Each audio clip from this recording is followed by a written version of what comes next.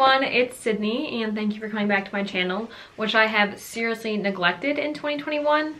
I think I really just underestimated how much adult life is very draining. So today kind of talk about the 2022 going forward, like what I'm gonna do with my life. And I'm quitting my job.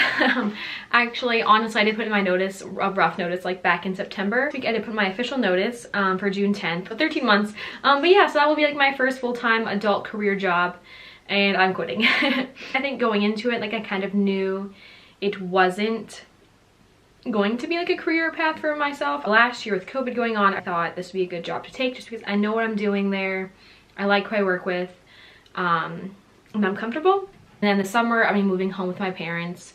Hopefully I can find something part-time, keep doing my investments and some savings for my hopeful fall plans.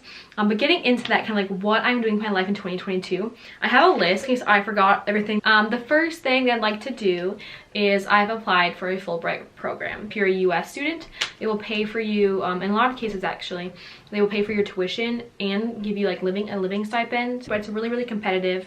I think that when I applied for, I think they've had the last 3 years around 20 applicants for one spot, so it is pretty competitive. But if I were to obtain that grant, then I would be studying abroad at University of Warwick. Yeah, so if I do get accepted there and I get the grant, I would be studying a career development and coaching studies master's, which I would like to use because my ultimate long-term goal career-wise is I did love my semester abroad and I want to work as a study abroad advisor, just kind of helping American students like find the good programs that fit for them, like helping them apply, get through all the paperwork, stuff like that was just like what my advisor did for me. Plan number 2, North American Language and Culture like assistance program. Yeah, I wrote it down, that's what it is. I've just been calling it NALCAP. So basically this one would be, I would be working as a TA in a Spanish school in Spain for the school year. So it'd be like October through May. For this program, you actually do not even need any teaching experience. The basic requirements I remember are have like a valid passport, be between the ages of 18 to 60, be in the process or have earned a like bachelor's degree, no basic bit of Spanish. But that one, I think it's like a recommendation, not a requirement, because there's like nowhere on any of the forms or like anywhere in the application you have to actually do anything in Spanish. I think too they want it more so just for, they recommend it just so you can kind of get around town or wherever you live. Oh yeah, and it's like no felonies or clean background checks. In terms of like where I would be in Spain, it's really honestly up to them. It's you can list your 3 preferences, kind of like 1, 2, 3, like where you'd like to go for regions or like states basically. I want to go way up northwest in Galicia, which is like the very northwest region of Spain, and it's actually like a Celtic Spain. I had a professor from there, and she liked playing us music, and she likes more like the country. It's traditional like Gallego music, and it's like very Celtic like influence. Number 3 would be if I do not get the Fulbright grant and get in that university, and I do not get the Spanish NALCAP program, I think we'll be applying to Nottingham Trent University, NTU, which is actually where I studied abroad.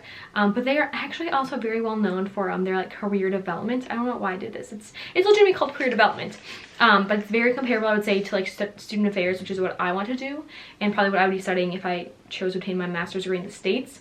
But I would probably be applying for that program sometime this late spring or summer.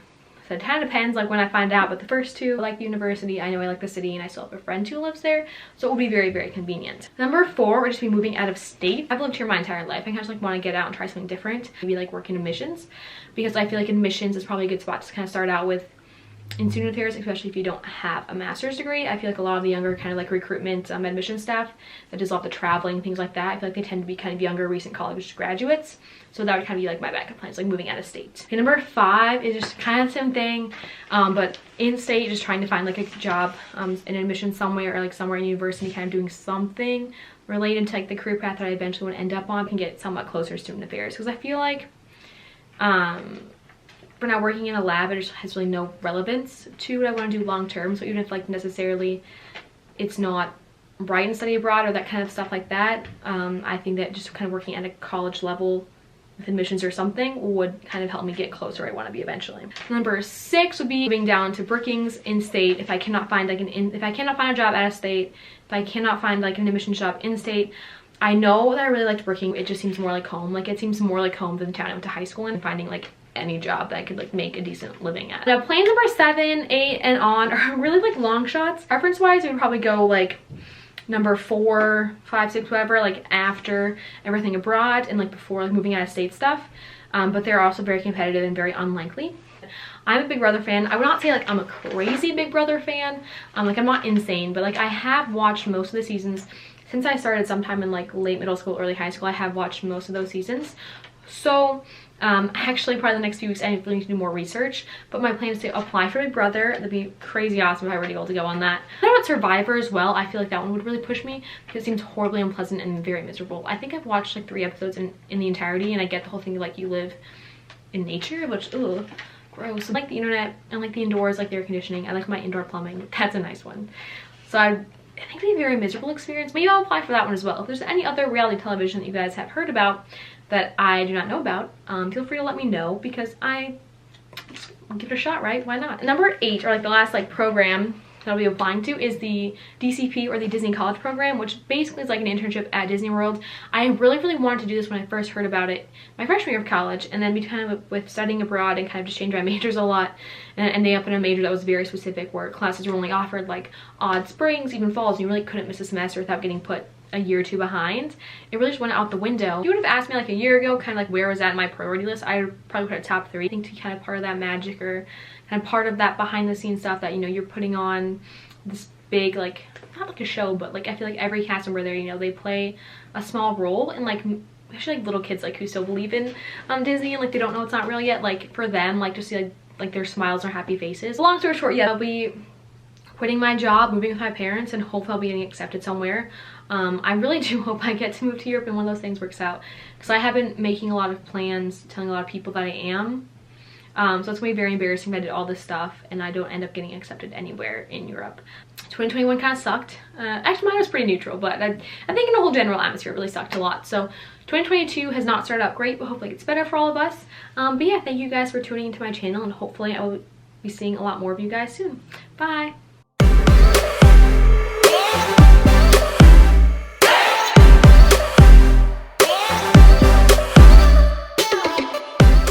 This year in 2020. In 2020, so I have to think about this. Number 3, yeah, this 3 we're gonna start. I don't super love children, is like not necessarily I want to hang out with them all the time. I don't know where I'm going with this.